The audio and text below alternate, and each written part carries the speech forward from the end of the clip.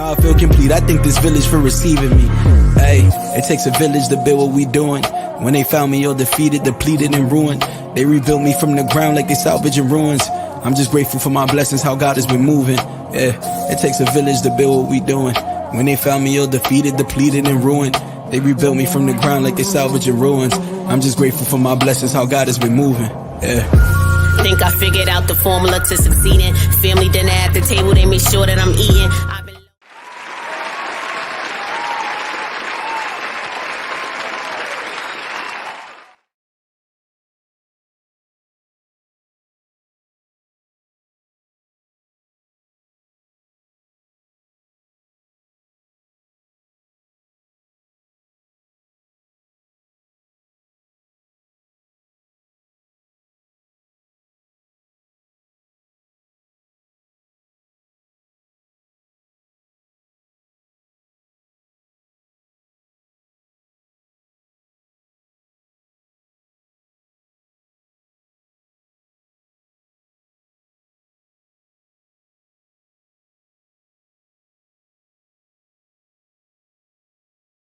The steering wheel's getting stiff.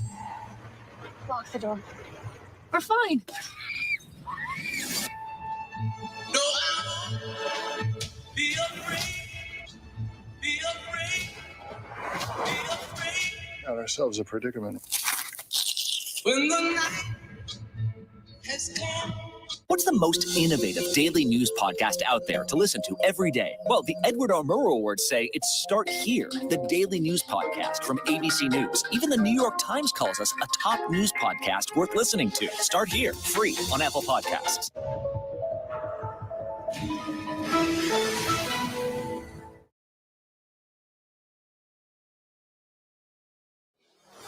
This is an ABC News special. It all comes down to this. The choices couldn't be more different. We're never going to lock down again. We locked down, we understood the disease, and now we're open for business. I'm not going to shut down the economy.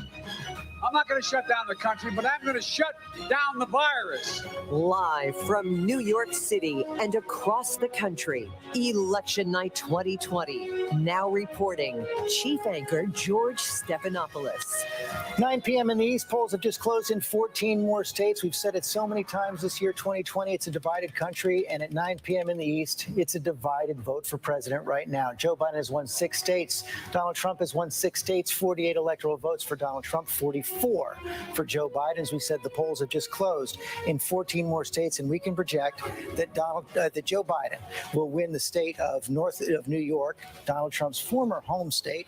29 electoral votes there, not a surprise there in the state of New York. We cannot yet call the state of Texas, and it's 38 electoral votes. It's a close race there right now with 65% of the vote in, 50 to 49 for Joe Biden. In Michigan, this is one of those key states in the northern tier of the Midwest that Joe Biden has to win if he's going to be president this time around. And what we're seeing right now with 12% of the expected vote in is that Donald Trump is ahead. And John Carl, this could be one of those areas in Michigan there where we're seeing that red mirage. Yeah, absolutely. Look, Michigan's going to count its votes slowly. It's going to count in-person day of voting earlier. You're going to see more of that early vote counted later, which is going to be good for Biden and for the Democrats. Let's go to Juju Chang in Michigan. Coronavirus has been such a big issue there in the state of Michigan. And of course, Governor Gretchen Whitmer, who has seen protests over lockdowns. And of course, President Trump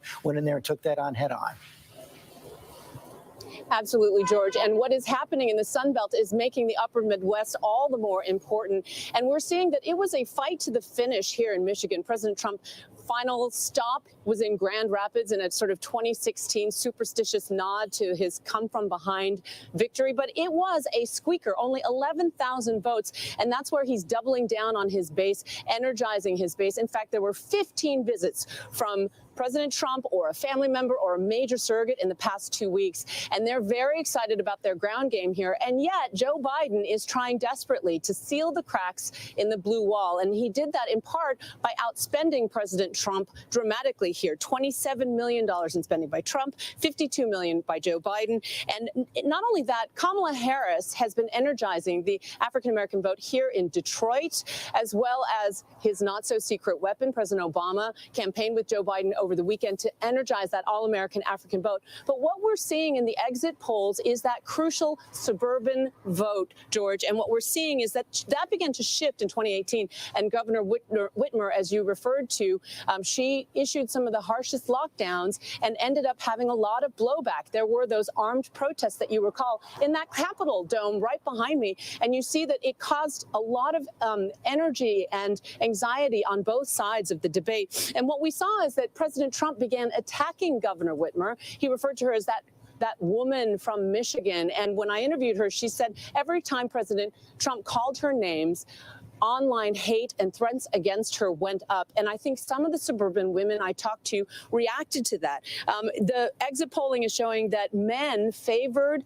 President Trump in the suburbs, 56 to 42. But when you get a gender gap and you look at women, that number is the reverse, 55 to 44, more than a 10-point advantage for suburban women. And surely there are suburban women who still support President Trump and his economic policies. But when I went to the polls today, time and time again, the women I spoke to said they are tired of the fighting. They are tired of the name calling. One mom said to me, President Trump says and does things that if my kids did them, I would punish them. And when it came to handling of the pandemic, one lifelong Republican mom said to me, it brought out the mama bear in me, that when it comes to the health and safety of my kids, it made her turn away from the Republican Party for the first time and vote Democrat for president and vote for Joe Biden. How that will play out in Michigan, George, we'll see. Juju Chang, thanks very much. The polls have also closed in the state of Arizona. I want to take a look at that right now. It's 11 electoral votes in play. This has become a battleground state as well. Longtime Republican state, but Joe Biden is putting up a fight there in the state of Arizona. Whit Johnson is there.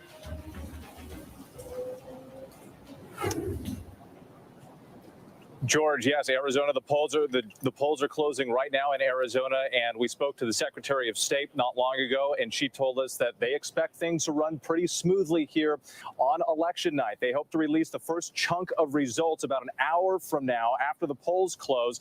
They've been counting ballots in this state for 2 weeks already. The early vote, a big part of the story here. An estimated 85% of all of the ballots cast came from early voters. Of course, Democrats think they have the edge on the early vote. The Trump campaign thinks that they got the edge on the votes that will come out today. But as you mentioned, this is a traditionally red state. Democrats hope that they can turn this state blue in a presidential election for the first time since 1996. That was Bill Clinton. Before that, you have to go all the way back to 1948 and Harry Truman. But it's turning into a true battleground state. There are changing demographics here, a population boom, including one of the fastest growing Latino populations in the country, making up more than 30% of the residents here in Arizona. But another thing to consider, perhaps the biggest prize of the night here in Arizona, is the independent vote. 1/3 of voters here in Arizona describe themselves as independents, and that's something that we're going to watch here tonight as we start to get results, George. Okay, Whit Johnson, thanks very much for getting more results. Now we can project that Joe Biden is going to win the state of Connecticut. No surprise there. Of course, Joe Biden will win the state of Connecticut. You see him filling in the blue up there in the Northeast right now, but more polls are closing, including in the state of Minnesota. That is a state that Donald Trump made a play for. His team has said that they believe they could flip that from blue to red this time around. Alex Johnson is there. Alex Perez is there, excuse me. Alex? Hey, George. Yeah. Hey, George. Yeah. So Minnesota really has become a sort of second-tier battleground state. Trump losing Minnesota by just 45,000 votes last time. That's less than 2% of the votes. So both campaigns have been spending a lot of time here in this state, both here just on Friday, because they really feel that these 10 electoral votes could go in any direction. Now, let's be clear. The state of Minnesota has not selected a Republican for president in about half a century country. But this year, things are a little bit different. You can see this mural behind me here. You can see that's a picture of George Floyd. There are murals like this across the country. What happened here in May with the death of George Floyd really motivated and inspired people to become involved, particularly young people. And so we're seeing some of that here play out in this state, especially in the blue counties, in Ramsey County and Hennepin County. You see a lot of those young people coming out to vote. And I can tell you, in talking to some of those young people, George, they're not happy with either candidate. They don't like Biden and they don't like Trump, but they realize that they have only certain options in front of them right now at this point. Now, President Trump and his campaign really playing to the law and order message to a lot of people here in Minnesota. You might remember back when those protests first happened here at the beginning of the summer after George Floyd was killed, a police station was burned down to the ground. Several blocks here in Minneapolis were reduced to rubble. And so that message of law and order, of defending police officers and what law enforcement stands for is really resonating with a lot of people here. But then you also have that other side of people who want to see change. We've talked to a lot of people, George, who say racial equality, racial justice, those are the most important things that are motivating them when they head to the polls, when they cast their ballots today. Okay, George? Alex, thanks very much. Let's stay in the Midwest now. Let's take a look at Wisconsin. 10 electoral votes at play. Of course, Donald Trump won there by 22,000 votes last time around. Deborah Roberts is there in Wisconsin. And we saw those both. We've seen this COVID surge in Wisconsin over the last several weeks. Also, protests in Kenosha over the summer where the president hit hard on that law and order theme. That's exactly right, George. So it's been sort of a complicated mix here in Wisconsin. But I have to tell you, if there's a state that's going to cause a little bit of heartburn tonight, it will be Wisconsin. And that is because of absentee and mail-in votes. Usually about 6% of the votes would actually be handled that way. This time, about 60% of the votes, George, were done early, absentee, mail-in. And that means about 2 million votes now have to be handled. And unlike Georgia, which got a chance to prep some of those votes a little bit early, Wisconsin had to wait until this morning, 7 a.m. So they just got started processing all of those votes this morning. The Election Commission folks tell us it's probably going to be a late evening, but that does not mean that there are going to be problems. They are going to be working very hard. And as you said, the big problem is COVID. I mean, this state is getting slammed by the coronavirus. Almost 6,000 new cases, 52 deaths today. It is a big problem, and it is an issue that has been hovering over this state. So for that reason, a lot of people are just sending their votes in. We saw a woman dropping her ballot off this afternoon. The polls just closed, so they're going to be processing those votes overnight. And in Milwaukee, for instance, there are poll watchers there. Each party got 15 people standing around watching all of those votes as they come in. But so far, so good. The weather has been good. 2 weeks ago, there was snow. Today, there was sunshine. So at the very least, things seem to be moving fairly smoothly here in Wisconsin, but it may be a long night. George? Okay, Deborah Roberts, thanks very much. We're just hearing now that we can project the state of South Dakota for Donald Trump. Again, not a surprise right there. South Dakota will go to Donald Trump tonight. So seeing the red states are filling in red, the blue states are filling in blue. All the battlegrounds still in play. One of the biggest ones right now, Ohio, the state of Ohio, 55% of the vote in. Tommy, it's getting a little closer now. Yeah, story is developing in Ohio. Let's take a closer look right now at this state. George, I looked at the map as it is right now. We're still waiting for some areas to come in, including Akron and some of the suburbs outside of Cleveland. But looking at the map right now, the way it looks, it actually resembles more 2012 than it does 2016. And that's good news for Democrats right now. A lot of the swing counties that President Trump won 4 years ago, they have swung back for Joe Biden. One county that we're looking at right here, this is Delaware County, the suburbs outside of Columbus. This used to be a Republican bastion. You can see President Trump won it 4 years ago. Look at these numbers now, and we have 75% of the vote in. Joe Biden's doing really, really well. He's up, do the math here, 40. He's up 13% just in Delaware County. One thing I do want to note, and we've talked about this earlier, about whether it's a red or blue mirage. When we look at the early vote, Democrats are doing very well in Ohio with the early vote. Joe Biden on top 60% to 40%. So 20 points right there. But from the momentum and from the blue counties, from the big cities, Joe Biden is winning where he needs to be. Okay, Tom, thanks very much. Cecilia Vega, as we've said, Ohio, a must win for the president. A must-win for the president, George, and our team is in touch with sources close to the president. And I got to tell you, we are hearing that the Trump campaign is becoming increasingly worried right now about what they are seeing in that state. They are working here in the White House in these war rooms where they are watching these returns come in, and they are becoming increasingly nervous about what they're seeing out of Ohio. One senior source telling our team it's much closer than it should be. They're kicking themselves, frankly, for not having gone there more. The Trump team did not hold any rallies in Ohio over 2020 compared to holding 5 in Pennsylvania just this past weekend alone. They had to cut ad spending there in the final weeks because of this cash crunch that they've been facing in the campaign, foregoing millions of dollars in ads. And George, you'll remember this. It's a minor incident, really, in the grand scheme of the things we cover here in this White House, but worth pointing out on a night like tonight. Remember this controversy from just a few months ago where President Trump called for a ban on Goodyear, on the brand Goodyear, after he accused the company of banning its employees from wearing his MAGA gear. Goodyear is based in Akron, Ohio, George. As is LeBron James, and he's been quite active in this campaign as well. Mary Bruce, I mean, we saw that Joe Biden at the last minute went from Pennsylvania, jumped into Ohio on the final day, hoping to make a play for this state. Yeah, they believed that what they were seeing on the ground showed that this state was in play, that it was increasingly competitive, and that appears to be reflected in these numbers that we are seeing so far tonight. Biden's team is encouraged very much so by what they are seeing coming out so far.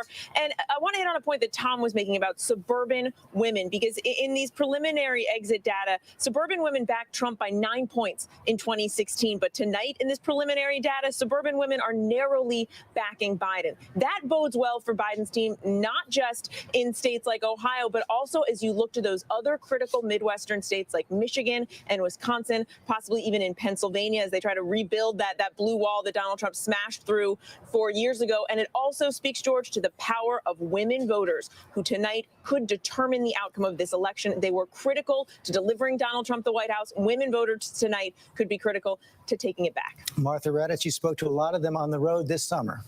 I spoke to a lot of them, and I can tell right now that there are a group of women I spoke to around those counties, around Columbus, Ohio, that Tom Yamas was talking about, who are very happy tonight. A group of women, several of them were Republicans, and they switched to Joe Biden. It was right on that character issue once again, character, chaos. Juju Chang talked about that as well. That's what those women were concentrating on. And let me channel the late Cokie Roberts here for a minute, George. This is the centennial of the 19th Amendment. Women have only had the vote in this country for 100 years. And as Mary said, they may determine that tonight. But you also want to listen to what Donald Trump has been saying to women, especially suburban women, which doesn't land very well with many of them. I'm also getting your husbands back to work. They want to get back to work, right? You know how many women are in the workforce. In 2019, 76 million women aged 16 and over were employed, George. Martha Raddatz, you channeled Cokie well. We miss her tonight. David Muir, what do the exes say about Ohio right now? Well, it's really fascinating about Ohio. I wonder if we're going to come back to what Heidi Heitkamp said earlier with President Trump talking down the mail-in vote across this country in the weeks preceding the election, that perhaps this is what we're seeing unfolding in Ohio tonight, because the exit polling tells a different story. A lot of the issues that Joe Biden sort of laid out, he said, we got to take care of the virus first. The economy will come with it second. The Ohio exit polls show that they believe fix the economy, open the country first before the coronavirus. They prefer Trump to Biden handling the economy. They prefer Trump to Biden handling the pandemic. So given what we're seeing in the exit polls, and again, one of the other trends that we're also seeing is Donald Trump is not underwater with approval in Ohio. It's one of his strongest showings tonight in the preliminary exit polls so far. So this would show portends a good night for President Trump in Ohio. I do wonder if the get out the vote and the early voting campaign by the Biden camp, the push for an early vote, is actually helping them there significantly tonight. A lot of vote yet to come in the state of Ohio, 51-47 right now. Nate, let's take a look back at your forecast and show everybody what happens if Ohio goes from red to blue, if Joe Biden happens to win. So what I have here is if Trump wins Florida, Georgia, North Carolina, in which case it's a more competitive race, but Biden counters by winning Ohio, then that all of a sudden undoes those positive results for Trump. You'll see the numbers come up here. Biden's going to, I think, wind up here north of 99%, because if But if Trump loses Ohio, he's going to lose in all probability Wisconsin, Michigan, Pennsylvania, Minnesota, which are bluer states, and that makes for a losing map for him most likely. And it really does show the importance right now, because you came into the night showing Donald Trump with about a 10% chance. So even if you give him those three key states we've been looking at in the Southeast right now, Georgia, North Carolina, and Florida, you flip Ohio and it turns everything around. Right. So he has to win both paths, right? He has to win the southern path and hold the states that he flipped from Clinton in 2016 in the north. If he only does one, then it'll be close. It will not be a Biden landslide, but Biden would still be elected president. It is so close right now. Nate Silver, thanks very much. We have to take another quick break.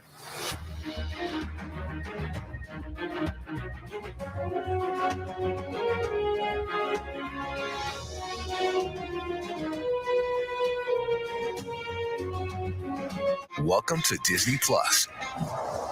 Are you ready? Drop in and explore the action, the adventure, and the originals. There's no limit to what you'll find. These are your worlds.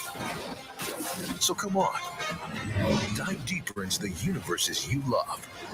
Wherever and whenever you want them, you'll find them all here on Disney Plus. Now could be a good time to have another baby. Are you crazy? I'm in love with you. Now that I said it out loud, it does sound weird. I feel something. Please stop. When I see You were so fine, I had to remind myself to breathe. feel something when I see you. Let's do this. How's your quarantine going? Susan Powell was a young, beautiful mother. She just one night vanished. Where is Susan? July 29th, making sure that if something happens to me, our assets are documented. Josh, did you kill your wife? I'll never forget the first time that I met him. A chill just raced up through my spine. I just shook the hand of a killer. Now, new details, stunning new interviews. He ends up revealing the biggest bombshell. What will happen next? The new 2020 event, Friday night on ABC. Admit it. These days, what you need to know Seems to change just about every day. what is it that you really want to know, need to know, To help you not just get through your day, but to make the most of it. Feel smarter, feel better. feel happier. Well, how about a third hour of Good Morning America in the afternoon? GMA 3, what you need to know. Lunchtime at 1 Eastern, 12 Central and Pacific on ABC. It's all about you. Your mom said, comb your hair.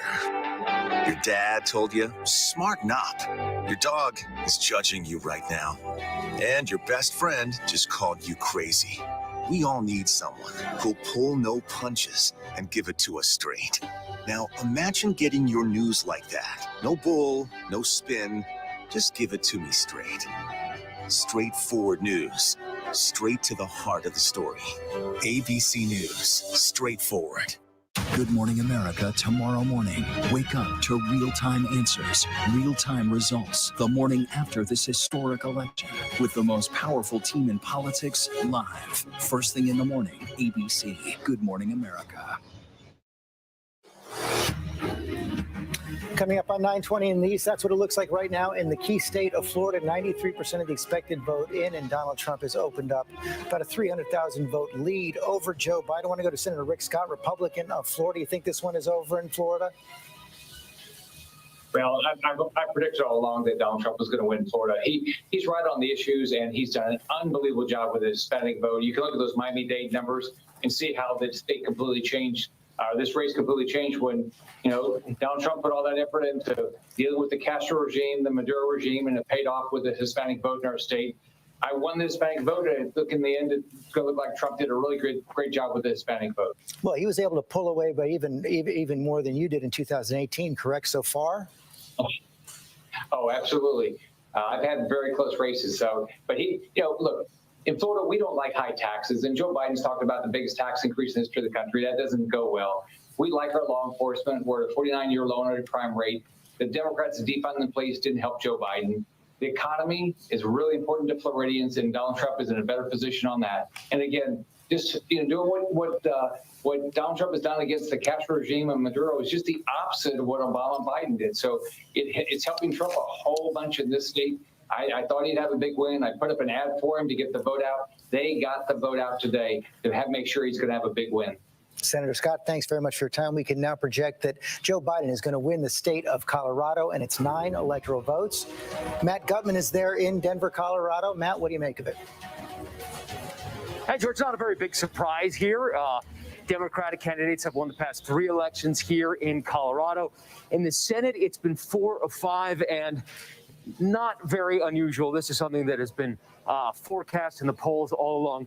I want to give you a sense of where we are. This is the polling station here in Denver, and what you're looking at looks like watching the paint dry. It looks boring, but all of these people are working within the system to count the ballots.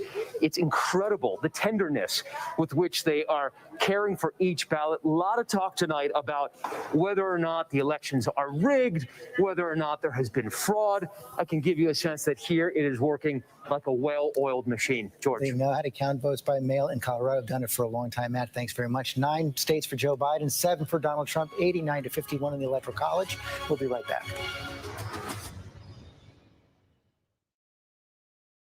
I've been quested to bring this one back to its kind. You know this is no place for a child. Wherever I go, he goes. The Mandalorian, new season now streaming only on Disney+.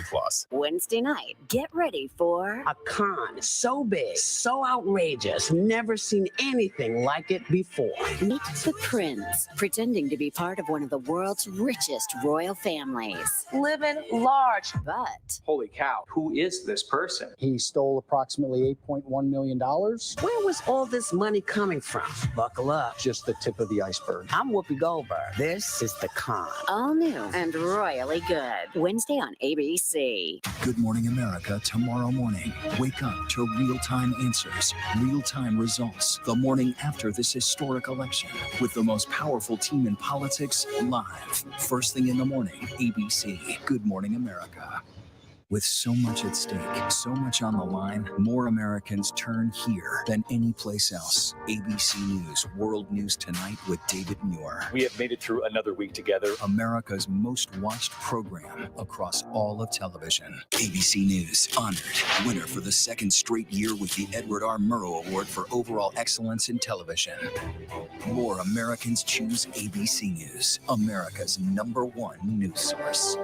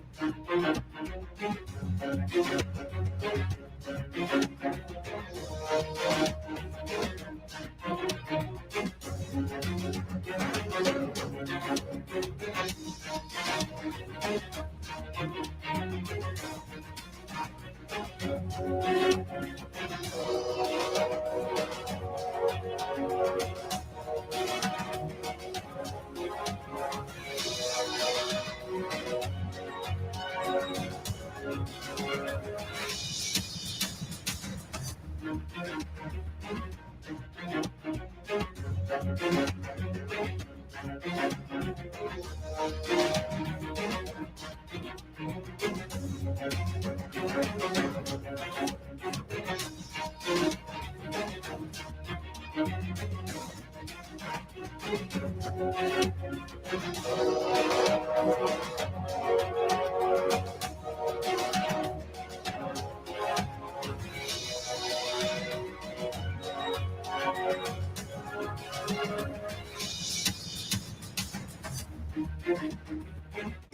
News, straightforward.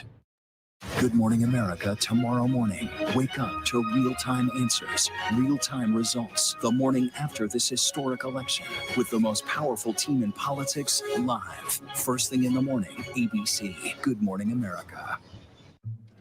Hello? This is Montana Highway Patrol. You're looking for a couple of missing teenagers. That's right. Last seen in a red Focus. The steering wheel's getting stiff. Lock the door. We're fine.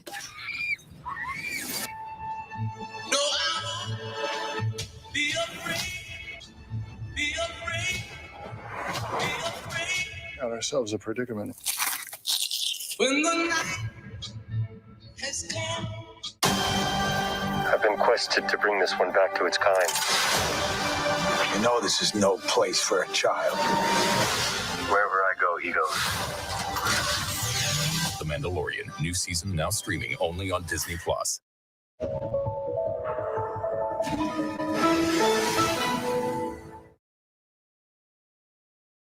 Live from ABC News election headquarters in New York City, here again, George Stephanopoulos. 9:30 now in the East, and we can project two more states now for President Trump. Donald Trump will win the state of Alabama.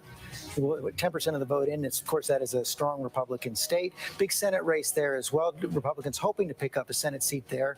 Tommy Tuberville over Doug Jones. We don't have a projection on that yet, but we can say that Donald Trump will also win the state of North Dakota tonight. So he's picked up two more states there for the president. We see 89 electoral votes for Joe Biden, 63 for Donald Trump right now. And right now, let's pull up the state of Virginia. Take a look at what we're seeing now in the state of Virginia. 41% of the expected vote in. Right now, Tom Yamas, we're still seeing Donald Trump with a large lead, but only 41% of the expected vote in. Yeah, George, it's a little strange. This is kind of interesting right now in Virginia. As you know, Democrats have been winning this state. Let's blow it up here. A lot of these red counties, the rural counties, as you go further west, you're going to get into coal country.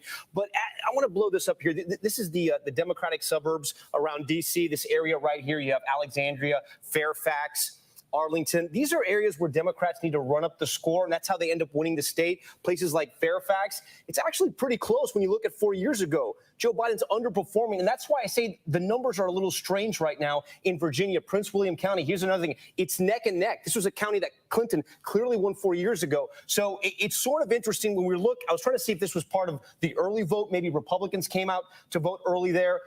Unfortunately, right now, all we have is that 57% of the vote is going to be early vote. We don't see who's on top right now, George. Okay, Tom Yamas, thanks very much. Let's bring in Senator Tim Kaine. Tim, we were just hearing from Tom Yamas, so it shows we don't have a lot of the vote in. I take it you're feeling a bit more confident about your state? Yeah, George, the AP called Virginia at 736 because of the early vote totals are so strongly Democratic. About 70% of the 2016 total got cast early, and we know who those voters are. Just by way of comparison, the AP called Virginia at 11 o'clock in 2008, at 1 a.m. in 2012, and at 10:30 in 2016. So calling Virginia 3 hours earlier suggests very, very strong night in Virginia. Mark Warner's won big. We feel good about our congressional races. And because Virginia is now heavily suburban, we think that also probably bodes well for suburbs in places like North Carolina, Georgia, Philly, Pennsylvania, Ohio, and the upper Midwest. So we feel really good in Virginia. We hope it sends a message and is an indicator elsewhere. Of course, you were part of the Hillary Clinton campaign 4 years ago. What feels different to you this time around? I mean, the tremendous surge of early vote. I mean, that shows not only people taking and, trying to protect themselves from COVID, but it also shows intense energy. And George, as you know, we know who the early voters are. We don't know how they voted, but if a Tim Kaine votes early, we can see, well, Tim Kaine has only voted ever in Democratic primaries. That's a Democratic vote. And we're seeing this really strong early vote in many states that gets often reported a little bit later, even if it comes in early. Early vote is strong. The early vote is disproportionately young people compared to 4 years ago. And then states that are battlegrounds that never have been, Georgia, Arizona, Texas, for God's sake. We are competitive in states where it's very, very tough. So you're feeling good about the whole night, not just your state? Yes, absolutely. Senator Kaine, thanks very much for your time tonight. We can project now the state of South Carolina is going to go to Donald Trump. South Carolina, strong red state. Donald Trump won it 4 years ago. He is going to win it again tonight. Janae Norman is in South Carolina. Yeah, hey, George, we expected this. This is a state that hasn't voted for a Democrat for president since 1976. President Trump's support has remained steady, and exit polls showing that the president approval rating is about 55%. But one thing that we're watching big here is, of course, the Senate race here. It is a fierce battle, and Republicans are on defense. Few places is that more true than here in South Carolina. Think about this. Lindsey Graham, he is a household name, a 17-year incumbent in a Republican stronghold. He was expected to easily win re-election a few months ago, but now he is in the fight of his political life. He has been on TV, forced to essentially beg for donations to try to beat Jamie Harrison. Jamie Harrison at one point raised more than $57 million in just over 3 months. He is one of those candidates that Democrats are hoping can help them flip some red seats blue. So that is what we're watching tonight here, George. Okay, Janae, thanks very much. We can't project that yet, but you just heard that chime. That means we can project that in Colorado, the Senate race in Colorado, former Governor John Hickenlooper is going to defeat Cory Gardner, the incumbent Republican senator. So that is a pickup for the Democrats tonight in the Senate. John Hickenlooper has defeated Cory Gardner, John Karl. Magic numbers in the Senate: 3 if Biden wins for the Democrats, 4 if he doesn't. Yeah, and this was probably their top target to pick up. Cory Gardner tied himself quite closely to Donald Trump, actually tried to avoid comment whenever there was anything controversial. Hickenlooper, the former governor, of course, briefly ran for president, recruited to run for this seat. No surprise that this is the first pickup. They've got to pick up a few more. Matt Gutman? Just adding to what John was saying, Hickenlooper, two-time mayor, two-time governor of the state, beloved. He ran for president briefly, then decided to run for Senate. This is not a surprise, but as Janae was saying, this is a key state that the Democrats wanted to pick up to turn from red to blue. And frankly, this is a purple state that is leaning blue, George. And Cory Gardner didn't have much of a chance. He voted towards the GOP in the Senate 89% of the time in a state that we were saying is purple leaning blue. It was unlikely that he was going to win this. The polls had favored Hickenlooper all along, but this is one state, possibly another in the Rocky Mountain region, Montana, that could flip from red to blue tonight. George. Matt Gutman, thanks very much. Mary Bruce, your day job is covering Capitol Hill, and I wanted you to pick up on what John Karl was just talking about there. Cory Gardner, one of those senators who, whenever President Trump got in a little bit of trouble, he disappeared. Yeah, it was amazing how all of a sudden Cory Gardner would become very hard to find in the halls of the Capitol in those moments. Look, as John was saying, he was viewed as the most vulnerable Republican tonight. There are several others that Democrats are keeping a close eye on. And I have to say, George, Republicans know that there is a very real risk that they could lose their Senate majority tonight. In addition to Colorado, which we now know the result in, they're keeping a very close eye on Arizona. They feel very strongly, Democrats do, that they have a chance to defeat Martha McSally in that race. They're also feeling optimistic about possibly Iowa, Maine, and North Carolina. The Senate race in Georgia is now looming as a very real possibility, with actually 2 races there tonight, and both Republican senators at risk there. Democrats can see that they are likely to lose a seat in Alabama, Doug Jones's seat. That means if you go back to the math here, if they lose that seat, they would then need to pick up 4 seats. Democrats would if Joe Biden wins, because in that instance, Kamala Harris would then become the tiebreaker as vice president. If Donald Trump wins, that means the Democrats would then have to pick up 5 seats if they do lose that race in Alabama. Mary Bruce, thanks very much. Let's take a deeper dive now at the state of Pennsylvania. We've been calling that the most critical battleground of the night tonight. 19% of the expected vote is in right now. Joe Biden has a large lead. And Tom, why don't you try to run through some of the key counties in Pennsylvania that we're going to be watching tonight? George, we were just looking at Pennsylvania a little closely, and the numbers are really all over the place. There's not really a narrative we can really talk about at this point. Look, for instance, I'll give you Scranton right here. Lackawanna Donna, Donald Trump is on top in Joe Biden's hometown, and he's overperforming there for Republicans. We go just south, Lucerne County. This is Wilkes-Barre. This is a swing county that Donald Trump won 4 years ago. Tonight, Joe Biden's on top. But again, only 29% of the vote in. On the big cities where Democrats really have to win, Allegheny, Pittsburgh, you can see how high Joe Biden's there. That's the type of number Democrats want to make sure they can hold in Pennsylvania, not only in Pittsburgh, but also in Philadelphia. Let me open this up a little more as we get to Philadelphia and the suburbs. George, look, I don't want people to have a freak out here. 93%, that's obviously incredible, but there's only 9% of the vote in at this moment. Let me squeeze this down a little bit. We'll look at one of the suburb counties, the exurb counties around Philadelphia where Democrats have to run up the score. Look, Joe Biden's doing good, but again, George, it's so early. There's nothing really to pull from. Do we have anything from Erie County yet? And then I want to bring John in. Yeah, Erie County, we have Donald Trump, barely won this. Just by a percentage point 4 years ago, but it was one of those swing counties that Obama won. And you can see right now, I mean, John, it's neck and neck, but 4% in, 4% in. But I've got to say, if you go back to the Philly suburbs, Montgomery County, Delaware County, you see Biden with nearly an 80-point lead. It's 16% of the vote in. What's really important here, though, George, is, as I understand it, almost all of the vote that has been counted are people that voted today on Election Day. Pennsylvania didn't start counting in those collar counties of Philadelphia. Yes. This is day of voting, so they still have to count all of the mail-in vote. They didn't start opening the envelopes until today. That's going to take a long time. It's actually going to take several days. That mail-in vote is expected to really to lean heavily towards Joe Biden. So I think it's interesting. It's still a small amount, no doubt, but I think that it's interesting already in the suburbs of Philadelphia. Those used to be swing areas. Now they're trending deep blue. I mean, early indication, again, 17% of the expected vote in, but it's day of vote. We have some exit polls from Pennsylvania. Yeah, Pennsylvania, when you compare it to Ohio, Michigan, Wisconsin, Pennsylvania actually in the exit polls showed Donald Trump's worst performance so far tonight when it comes to his approval rating. Let's dive in here and see what the exit polls show us. Again, these are preliminary, but the exit polls, as we mentioned earlier in the night, do reflect both, as John Carl was mentioning, people who voted today and those who were voting early in person. As you can see, let's try to refresh that and see if the job performance comes up. 52% disapproving of Donald Trump and his performance. Whether or not to contain the pandemic first or rebuild the economy, you can see overwhelmingly they say we've got to take care of this coronavirus in the U.S. And they say that Joe Biden is the best to handle that. When you look at the economy, Donald Trump and Joe Biden neck and neck in Pennsylvania. The most important issue in Pennsylvania, the economy, pandemic, they're behind. It's interesting. Let's look at independents in Pennsylvania. Joe Biden owning independents so far as the exit polls are concerned in Pennsylvania. Chris Christie, neighboring state of yours in New Jersey, always going to be an uphill battle for the president, but essential. Listen, vital, has to have it.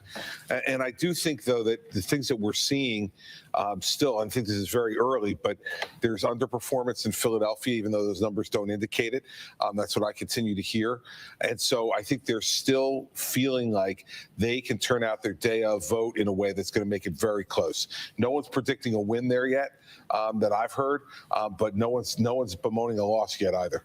Rahm Emanuel, the Biden campaign probably spent more time, energy, money, focus on Pennsylvania than any other state. There's no doubt about it. And the vice president, as you remember in your town hall, when a guy stood up and was, oh, I know you, you're a sheriff. I mean, he's got to feel like a precinct captain or a county exec.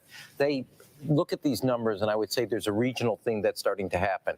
You look at the Ohio number, you look at Pennsylvania numbers, they're early, but there are trend lines where Joe Biden is outperforming in the suburbs, he's outperforming among working class, and he's also outperforming in the rural areas, even though you don't count it, just minimizing the losses is doing well. So he is doing really in those areas well. The vote total in the sense of how many people show up in those suburbs versus working industrial areas versus urban is going to be what's really interesting, because I think the urban areas may not be performing to the kind of baseline of what people were expecting. Yvette, are you seeing that across the country right now? The urban area is not performing as well. That's not what we're seeing, and that's what I want to make sure I reserve comment until we see that. We're seeing a lot of, particularly in Ohio, Hamilton County, Cuyahoga County, Franklin County, huge turnout there. I mean, we're running not just on the presidential, but down ticket. We're winning all these races down ticket as well, and so I think we'll just have to wait and see. Some of those places, like Cuyahoga, for instance, people were still in line up until about a half an hour ago. Those are the Cuyahoga County for tonight. Wait and see. And we're going to be doing that with every state all night long. Sarah Fagan, the Trump campaign was hoping after that last debate where they thought that Joe Biden made a blunder by talking about ending fossil fuels and the issue of fracking. They thought that could give them headway in Western Pennsylvania and coal country in these final 2 weeks. Yeah, and I think it probably will give him some headway. Whether he wins it or not, we'll see. I think Pennsylvania, to me, is the best case of the mirage, the red and blue mirage. We don't know whether these are early votes, whether these are absentee votes, whether they're day of votes yet. And so, I would go back to something Nate Silver said, has been repeating over and over tonight. Wait till an entire jurisdiction is in before you get too excited. I think we have to do that. There's no question about that. Eva Pilgrim, you spent a lot of time with suburban women in the state of Pennsylvania. That's right, George. And specifically with moms, a lot of them telling me they usually avoid talking about politics amongst their mom groups. But this year, that just wasn't possible because so many of the things that are very political right now directly impact them and their children. In their text chains, you can see what some of those things are. They're talking about masking their children. They're talking about virtual learning. Are you sending your kid back to school? Should we go on vacation this summer? Those were all the discussions that they were having. And a lot of these moms telling me that, previously in other elections, they weren't really that plugged in. They've maybe voted in a presidential election prior, but this year they thought it was very important to vote. George? Eva Pilgrim, thanks very much. Let's go to Nate Silver before we go to break. Nate, let's take one more look at your magical I shouldn't call it magical, your very scientific forecast there. And what happens if Pennsylvania flips this year, went to Donald Trump 4 years ago, goes to Joe Biden this time around? So again, I'm going to make things a bit more suspenseful. Give Donald Trump Florida, Georgia, North Carolina. But then if you give Biden Pennsylvania, it's going to show us the numbers going up. We'll see where it calculates here in a second. It's not quite the same as Ohio because it's a little bit of a more purple state. But you see Biden's up to 91% despite losing the South. If he wins back Pennsylvania, they'd have to hold in Wisconsin. So and that's Michigan. that's really interesting. It kind of brings you back to where you were at the beginning of the night. It narrows the range, right? If Biden wins Pennsylvania, things are not going to fall apart from the Midwest. He's also not going to have any type of landslide victory. It would bring the probability back. It would mean that you have a close election where Biden is favored, but it's this kind of wide range of possible outcomes. Chris? Just heard from Republican leadership in Ohio that Trump has now pulled ahead in Ohio and that they believe Trump will win between 1.5 and 2 points. Right now, what we're seeing on our board right now is 64% of the expected vote in. Joe Biden just ahead by a little bit, but you're saying you're getting that from your sources right now inside Ohio. They're looking at the vote they're still waiting on, and they believe, at least we're not ready to say that, they believe that Donald Trump will win the state of Ohio. Have to take another quick break. We'll be right back.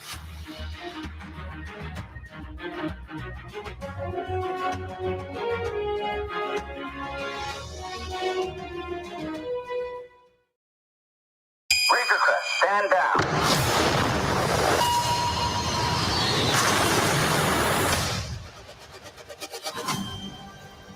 I've been quested to bring this one back to its kind. If I can locate other Mandalorians, they can guide me. This is no place for a child. Wherever I go, he goes. The Mandalorian, new season now streaming only on Disney+.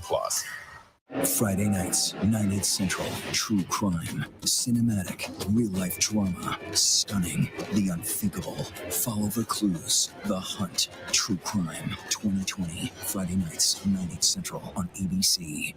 With so much at stake, so much on the line, more Americans turn here than any place else. ABC News World News Tonight with David Muir. We have made it through another week together. America's most watched program across all of television. Wednesday night, get ready for a con so big, so outrageous, never seen anything like it before. Meet the Prince, pretending to be part of one of the world's richest royal families. Living large, but holy cow, who is this person? He stole approximately $8.1 million. where was all this money coming from? Buckle up. Just the tip of the iceberg. I'm Whoopi Goldberg. This is The Con. all new and royally good. Wednesday on ABC. Oh, look at the clear sky. Hey, clear sky, guys. Made it through. Change is difficult, but this is my home. This is where I want to be. I'm gonna put that down. I'm not gonna bail on it.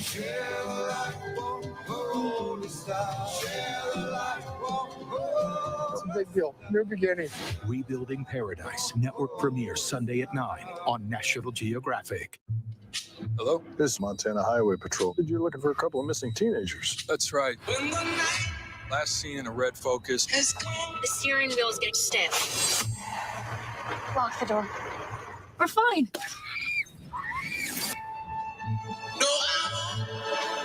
Be afraid. Be afraid. Be afraid. Got ourselves a predicament. When the night has come. Good Morning America tomorrow morning. Wake up to real-time answers, real-time results the morning after this historic election with the most powerful team in politics live. First thing in the morning, ABC. Good Morning America.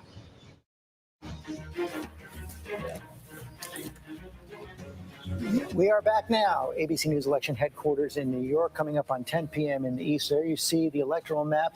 Joe Biden has won 9 states, 89 electoral votes. Donald Trump has won 10 states and 72 electoral votes. All the big swing states still in play right now. Let's take a look now at the state of Georgia, one of the key battlegrounds at the end of this campaign.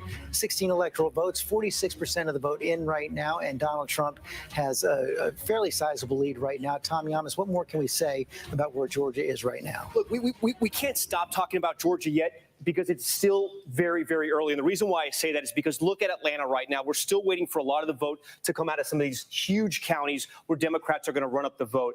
Joe Biden's doing well in these counties around Atlanta where he needs to win. He's building off Hillary Clinton's lead that she had here. He's expanding the map even further. The problem for Joe Biden is at the red counties, President Trump's base, and this is something we're seeing throughout the country, at least in some of the big battleground states. President Trump's base is showing up and they're voting. And a lot of this, you see all the red around here, almost the same as 2016. The blue counties are the same. What we have to find out, what we have to figure out is what the count is at the end of the night in the Atlanta counties. If Joe Biden can run up the score there, he can tighten this up. But President Trump has got to be happy with this number at this hour right now. But again, a lot of the vote out in Atlanta. Lindsay Davis, what are you seeing in Georgia? You know, Georgia is 6th overall when it comes to the total number of coronavirus cases in our country. I think that one good image is that Governor Kemp today dropped off his ballot in a ballot drop box because he's quarantining because he came into contact with somebody who tested positive on Friday, though it's worth noting that he also did take a rapid test and is subsequently tested negative. But look, we're seeing the same thing that we saw in North Carolina, where the 3 counties that are hardest hit by coronavirus, all are counties that voted for Hillary Clinton in 2016.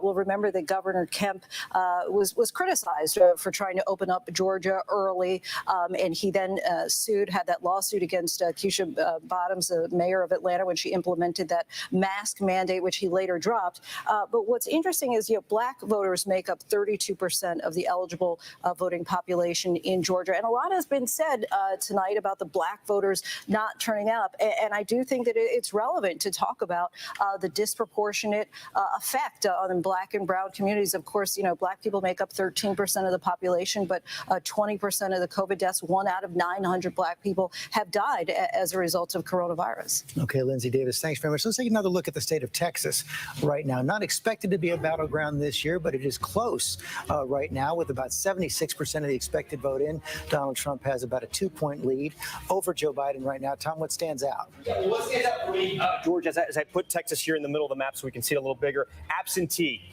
basically neck and neck, George. Look at that right there. Democrats had to build a lead on the early vote, especially in a state like Texas, but Republicans showed up early as well, and they voted there in Texas. Look, a lot of red counties. Texas has been Republican for a very long time. Jimmy Carter was the last Democrat to win this state.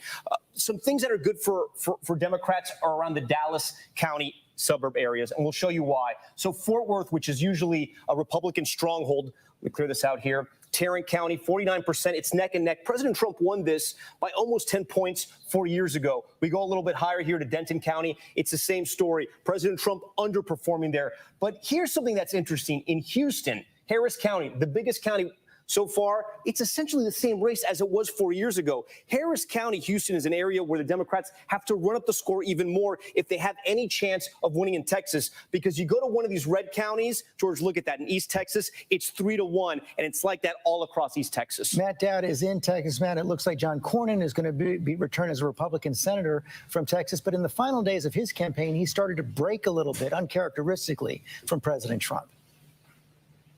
Well, I think he saw the numbers in Texas and the changing nature. He's catching up to the changing nature of the state of Texas, which, as we've talked about earlier, has gone from a solid red state to now, I think, a slightly red state. I think in the end, Biden's going to get really close in this state as I look at the numbers, very close, closer than any presidential candidate in 40 some odd years. But I don't think he's going to have enough. It's those last 2 or 3 points that are really hard, but he'll get really close. The other thing I'm going to say is what's played out in Florida is not playing out in Texas. So I think I'd counsel everybody to not interpret one place as meaning it's going to affect another place. The Hispanic vote here went really well for Joe Biden, much better than Donald Trump did here last time among the Hispanic vote. So I just counsel everybody that one state, Florida, may be about Florida, but it may not necessarily be about others. What are we seeing? Thank you, Matt, in the exit polls in Texas, David? You know, similar to what Matt Dowd was saying, you know, some pretty decent exit polls for the president, though, who's looking at this, 55% approve. But to Matt's point on the Latino vote, which is significant, 59% went for Joe Biden, though I'll point out that Hillary Clinton had 61% 4 years ago. So Joe Biden still has some room to grow there if he's going to match her numbers. Okay, coming up on 10 p.m. in the East, polls are going to close in 4 more states. We'll be right back.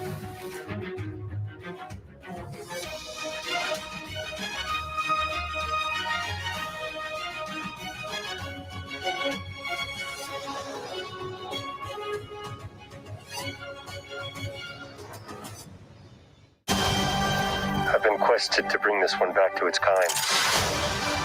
You know this is no place for a child. Wherever I go, he goes. The Mandalorian, new season now streaming only on Disney+. Good Morning America tomorrow morning. Wake up to real-time answers, real-time results. The morning after this historic election with the most powerful team in politics live. First thing in the morning, ABC. Good Morning America. The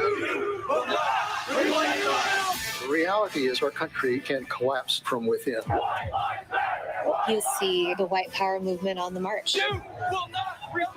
Klansmen and neo-Nazis, skinheads, it's meant to incite war. From the KKK to Oklahoma City to Charlottesville, the new documentary event special. We just need to start talking about race. Homegrown hate, the war among us. This is a real wake-up call. Streaming now on ABC News Live. Another week in America, a country facing a new test now. Wuhan airport, almost no one here. A last flight out of Rome. This is the nursing home just outside Seattle. Dozens of people were just rushed off this cruise ship. This is ground zero. It is shut down. Another ambulance just pulled out. Now they're headed to the hospital. Time is of the essence. You can see the ship behind me. It's the first time tests have been done here. Morning, afternoon, evening, late night, 24/7. ABC News, there for you.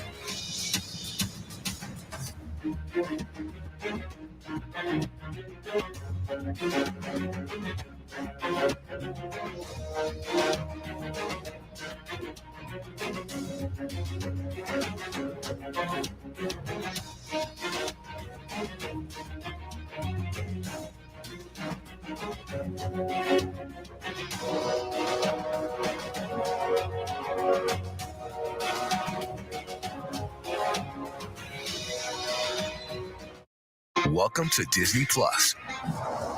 Are you ready? Drop in and explore. The action, the adventure, and the originals. There's no limit to what you'll find. These are your worlds. So come on, dive deeper into the universes you love. Wherever and whenever you want them, you'll find them all here on Disney Plus. Now could be a good time to have another baby. Are you crazy? I'm in love with you. Now that I said it out loud, it does sound weird. I feel so. Please stop. When I see you were so fine, I had to remind myself to breathe. I feel something when I see you. Let's do this. How's your quarantine going?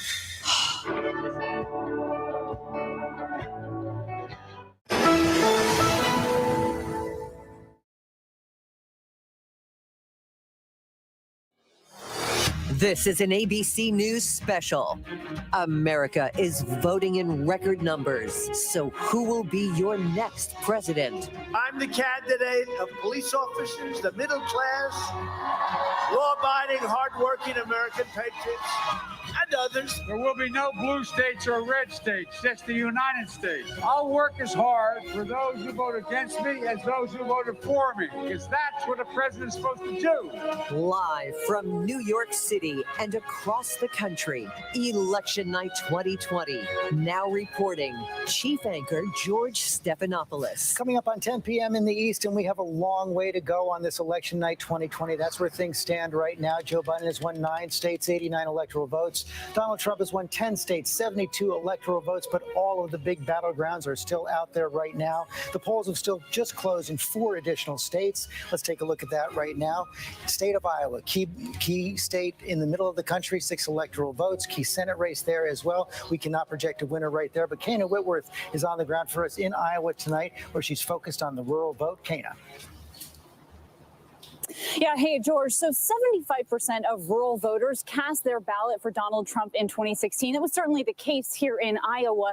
And this is a place where they are focused on the economy and job security. And 1 in 5 of those jobs is in agriculture. And some of those people are really hurting right now, particularly the farmers. Their crops were decimated by weather. First, they saw the drought and then the windstorm. They're battling COVID-19 and, of course, Trump's trade wars with China. Now, the federal government dumped $37 billion into aid to American farmers, but some that I spoke with here in Iowa simply said that's not enough. It doesn't make them whole, and their vote cannot be bought. One farmer in particular said he simply cannot overlook the lack of civility in the White House, and he cast his vote for Joe Biden. Now, it's important to note here that, of course, Donald Trump has a lot of support. He was made an honorary member of the Iowa Corn Growers Association, which is a big deal here.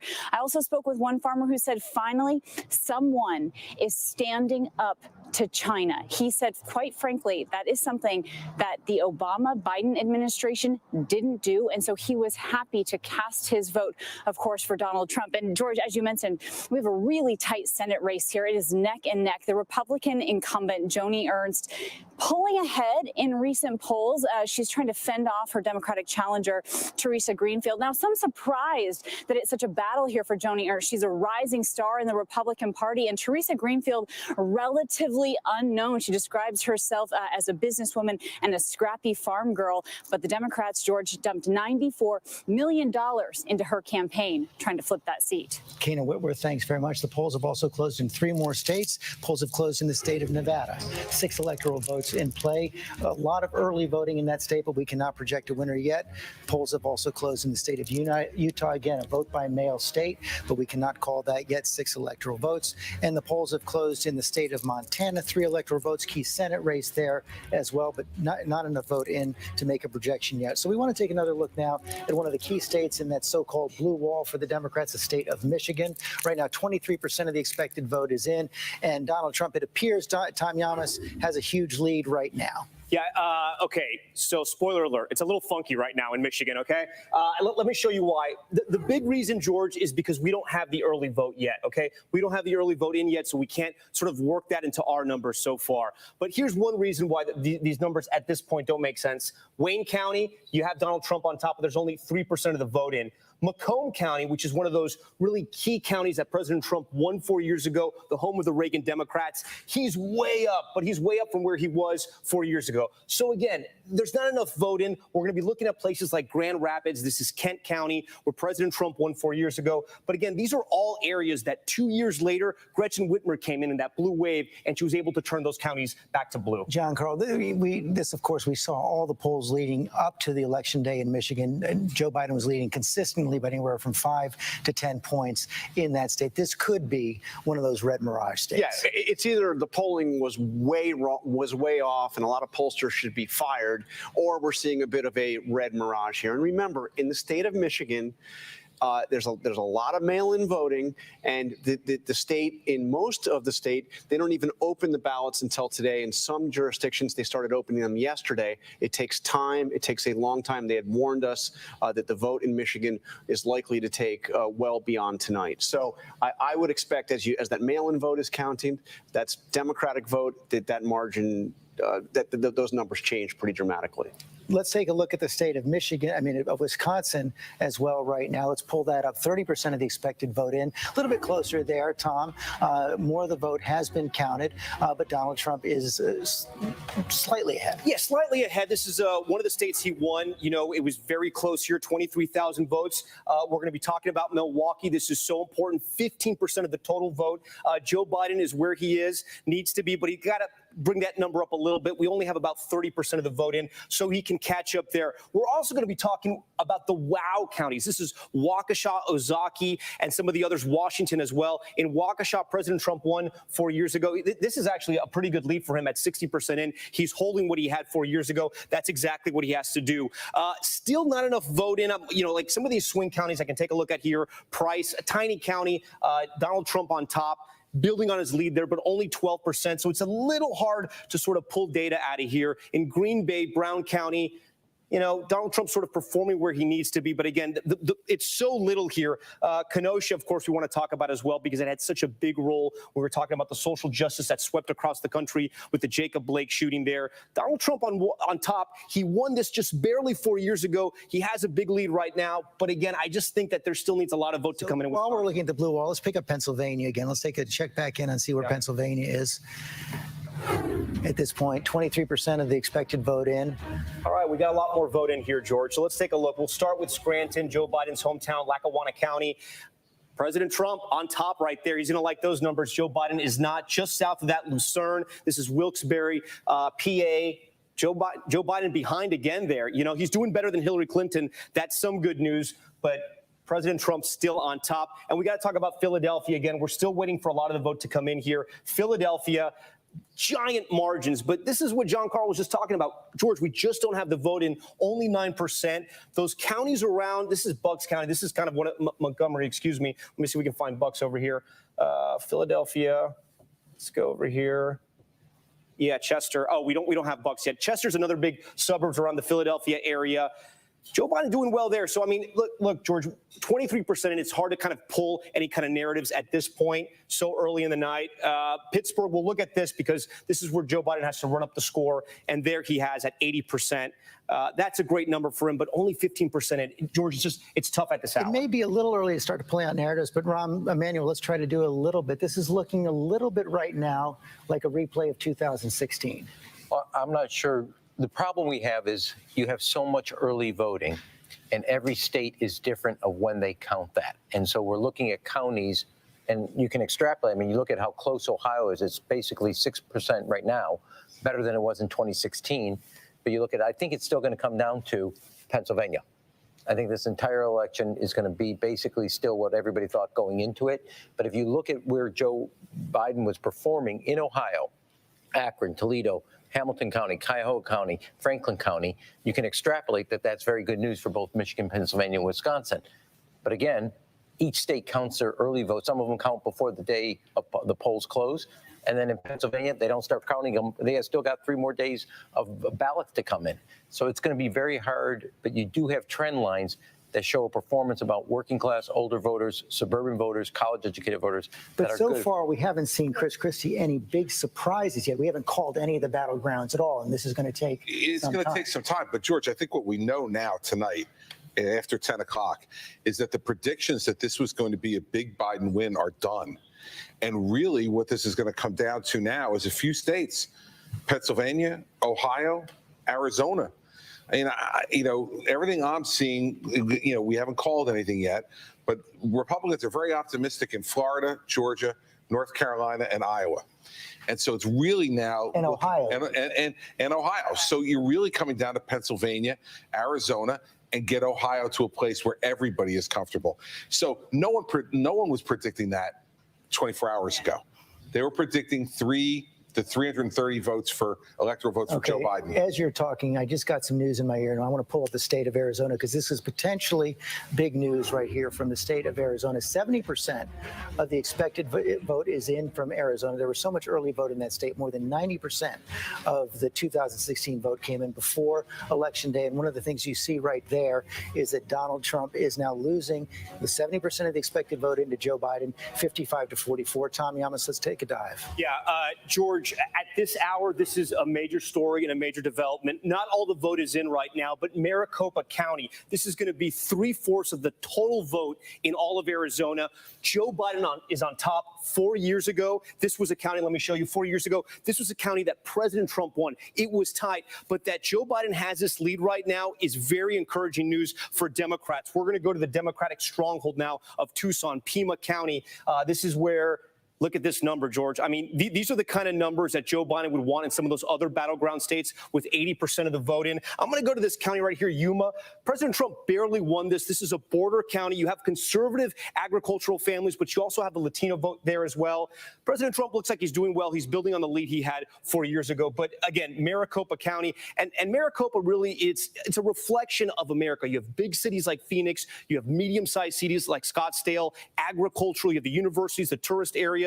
Joe Biden's looking at this number right now. It's going to make him very happy. David Muir, what do the exit polls say about Arizona? A couple of things coming out of Arizona right now that are really interesting. First of all, independents outnumber Democrats and Republicans in that state. So let's go right to that. 52% of independents, according to the exit polls, are going with Joe Biden. And when you go down some of these numbers, President Trump's job performance, 53% disapprove of his handling of the job as president. The opinion of Trump, 54% have an unfavorable view. So underwater, and more so than many of the states we've looked at so far. Look at Joe Biden, 50% favorable. And when you start getting into some of these key areas, COVID, Joe Biden has the edge in handling COVID. The economy, though, is Donald Trump's strength, it appears, in Arizona, at least according to the exit polls. Got a 3-point lead there, but still very close. One more key area, George, Hispanic and Latino vote. Joe Biden with 63% of the Latino vote tonight in Arizona. According to the exit polls. John Carr, we know there are national trends at play here, but Arizona has been a deep red state. Yep. But as what Tip O'Neill used to say, all politics is local as well. John McCain, the late Senator John McCain, a target of Donald Trump for years. Sidney McCain endorsed Joe Biden. Jeff Flake, former senator from Arizona, Republican conservative, endorsed Joe Biden. They both endorsed Sidney McCain, spoke at the Democratic convention, and those attacks on John McCain were relentless. He resisted taking the flag down to half staff when McCain died. None of that played well in Arizona. But I do want to have a note of caution on Arizona. Arizona is the reverse of what I was saying about Pennsylvania and Michigan. Arizona is where they're counting. They've been counting the early vote for weeks. So as the day-in vote comes in, I expect Arizona to get a lot closer. And I think Governor Christie made an important point here. This is going to be a long night, and we're going to be a long week. It could be a long week. We're going to need patience. I don't see Joe Biden running away with any of those states in the Sun Belt. We'll see what happens in Arizona, but we're going to be waiting on Pennsylvania. We may be waiting on Michigan and Wisconsin. And George, go ahead. One interesting thing from Michigan Republican leadership that just came in the Senate race. In the vote by mail that's been counted so far, and it's about 25% overall counted. Senator Peters is winning by about 20 points in the vote by mail. But on the election day voting, John James is winning by 22 points. So what they're looking at least in the first 25% of the vote, is that it's going to be a very close Senate race in Michigan. We don't know yet what will happen, but there's not a blowout there, and it's doing exactly what John was talking about in Arizona. You know, it's splitting very heavy Democrat on the vote by mail, but very heavy Republican, 22 points on voting today. The Arizona, I just got a report from the Biden campaign. The Arizona vote by mail is outperforming their model by 70,000 votes. They expected 150,000 margin. They got a 220,000 margin. Okay, let's go to Nate Silver then and take a look at, Nate, let's look at your forecast and show what happens if the state of Arizona, red in 2016, goes to blue in 2020. And again, we're going to give Trump Florida, Georgia, North Carolina, where he's probably the favorite at this point. But again, if Biden wins Arizona, then he's going to shoot up to, I think, around 70-some% here. It's not as important for him as Pennsylvania. It's not a Midwestern state, actually more than that, 75%. But, you know, Trump has to hit, like I said, all his marks, and Arizona is one where he would much prefer to have won. Okay, Nate Silver, thanks very much. Coming up on 10:15 here in the East, we have to take another quick break. We'll be right back.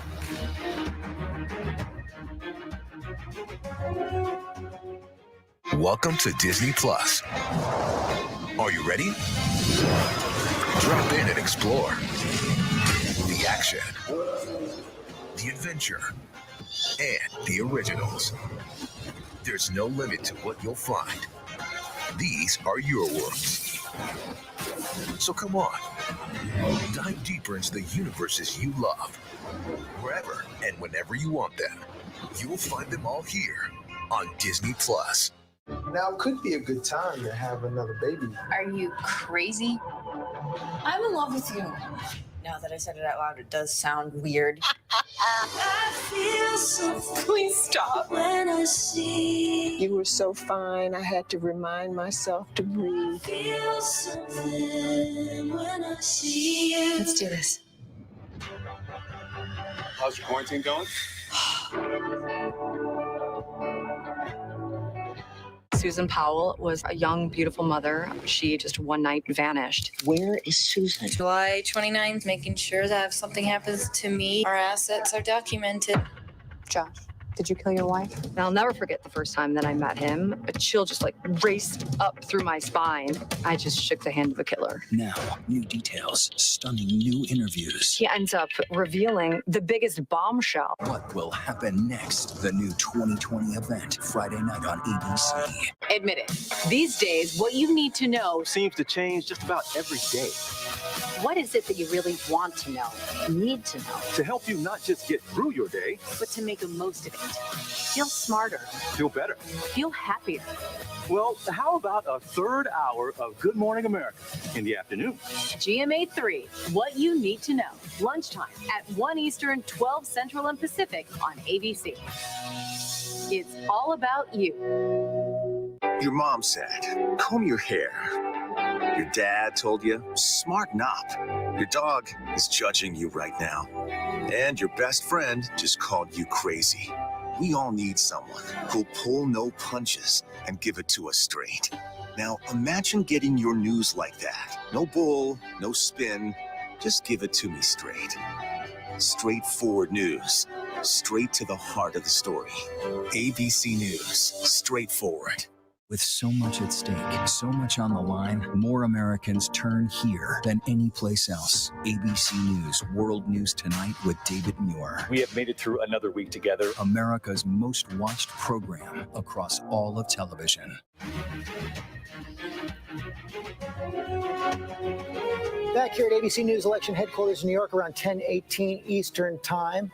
And we want to take another look at the state of Ohio right now. 72% of the vote is in right now. And Tom Yamas, Donald Trump has pulled ahead now of Joe Biden in the state of Ohio. Yeah, George, we're going to need a neck brace for Ohio. I told you earlier in the night it was looking like 2012, the map. Now it's looking like back to 2016. Donald Trump has gained control of Ohio. He's swung back a lot of those counties that were looking blue, places like Wood, Ohio, this county just south of Toledo there. You can see Donald Trump on top. He's actually doing a little bit better. But the big question is the three C's, Cincinnati, Columbus, and Cleveland. This is where Democrats are going to have to run up the vote. all the votes not in Cuyahoga County yet, and Joe Biden is doing really well there. He's overperforming. It's a similar story in Columbus. 66% of the vote is in, but he's up 10 points from where Hillary Clinton was. And Cincinnati, Hamilton County, this used to be Republican stomping grounds. It switched over with Obama, and tonight Joe Biden has a very significant lead there. George, the story is this. He's going to have to run up the vote in the big cities. The rural counties are sticking with Donald Trump tonight. Well, that seems to be the question, that the margins are good in the cities for Joe Biden, but are enough voters coming out for him? We've seen significant turnout in the 3 Cs. I mean, not just early vote, but on election day. I mean, they were predicting at about 2 o'clock in Hamilton County, we were at 60% of our total registration number, which is a really, really, really big deal. And they were projecting to beat 70% of our total registration number, which doesn't happen all the time. I think the big thing is these urban centers, they're counted slower. That's where most of the votes are, and they'll come in later. And I think they will make the difference, particularly because he's overperforming Hillary Clinton by so much, which means that the work is working, that the message is getting out to those folks. The other big question, Matt Dowd, might be, are Donald Trump's voters coming out in record numbers as well? I think that's clear. I think it's even if you look at the total numbers that we think are going to be cast, it's definitely true. It was true in Florida. It looks like Donald Trump is going to get more votes in Florida this year, not only percentage-wise, but more total votes by far, by hundreds of thousands, that he did last time. So it's absolutely clear.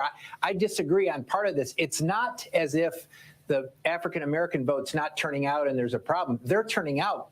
But the counter to that is Donald Trump's supporters are turning out even in greater numbers than they did in 2016. Okay, let's take a look at John Karl. I mean, you just have to say, look at those rallies that he did. He did 17 rallies over the past few days. He did something like 27 over the past week.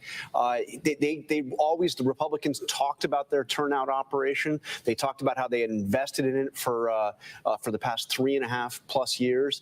So, I mean, clearly we are seeing increased turnout in some of those areas, rural areas. There's no question. Okay, let's take another look at the state of Georgia. 52% of the expected vote is in right now, and Donald Trump has quite a wide lead with that 52% of the expected vote, Tom Yamas. Yeah, I know, George, but this race is far, far from over, and I'll explain why right here. We've been talking about the state of Georgia and, of course, the state of Atlanta. The city and the ring counties around it, so important. About 50% of the vote is going to come from there. Right now, the spread, if you look at it on top here between Trump and Biden, you're looking at about less than 400,000 votes, right? The problem with that is in DeKalb County in Atlanta, there's about 250,000 votes that Hillary Clinton got 4 years ago. Here in Gwinnett County, we only have 17% of the vote in, but Hillary Clinton ran up the score there too with 150,000 plus. So there's a lot of the vote out in the Atlanta metro area that could help Joe Biden. The story for Donald Trump, counties that he swung, counties like this, tiny little counties like this. I'll give it back over to you. Give it back to me. We have a Senate projection right now. It's in the state of Alabama. And Tommy Tuberville is going to be the next senator from the state of Alabama, Republican. Former Auburn football coach, defeated Senator Doug Jones, a Democrat who was seeking his first full term. Of course, he won a special election in 2017. John Karl, the president had a lot of personal interest in this race. He did. This was Jeff Sessions' seat, and Jeff Sessions left the seat to become Donald Trump's attorney general and to become Donald Trump's hated attorney general. And when Sessions tried to get his seat back, the president endorsed Tommy Tuberville and worked very hard, actually, to get Sessions to lose. Not a surprise that Doug Jones is losing here. This was really a once-in-a-lifetime situation that brought Doug Jones, a Democrat, representing Alabama in the Senate. So, Mary Bruce, one pickup for the Democrats, one pickup for the Republicans. We're back to where we started.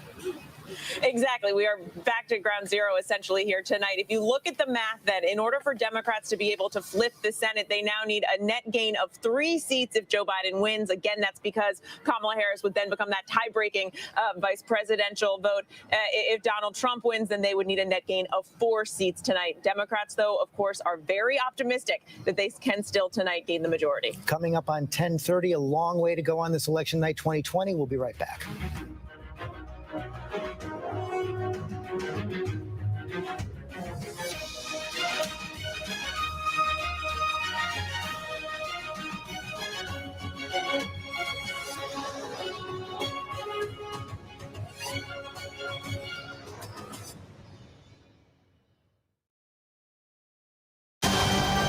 I've been quested to bring this one back to its kind.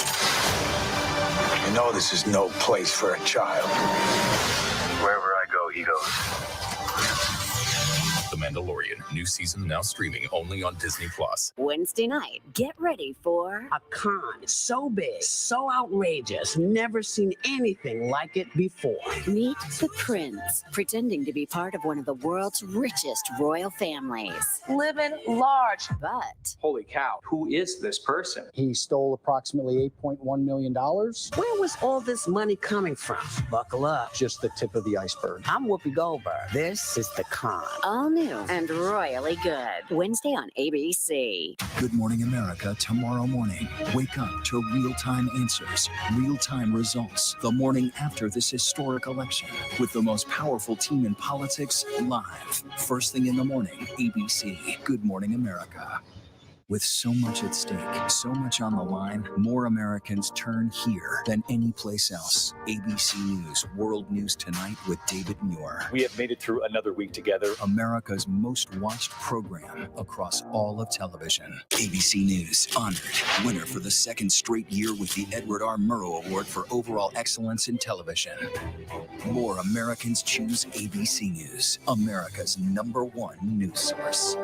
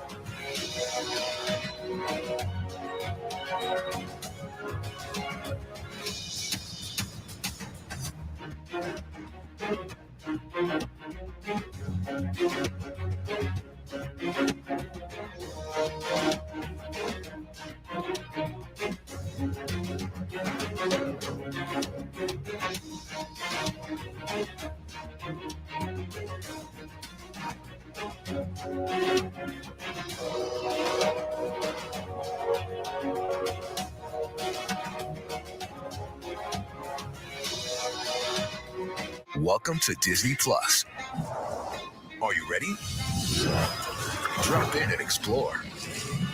The action, the adventure, and the originals. There's no limit to what you'll find. These are your worlds. So come on, dive deeper into the universes you love. Wherever and whenever you want them, you'll find them all here on Disney Plus. The reality is our country can collapse from within. You see the white power movement on the march. Klansmen and neo-Nazis, skinheads, it's meant to incite war. From the KKK to Oklahoma City to Charlottesville, the new documentary event special. We just need to start talking about race. Homegrown Hate, The War Among Us. This is a real wake-up call. Streaming now on ABC News Live. Wednesday night, get ready for a con so big, so outrageous, never seen anything like it before.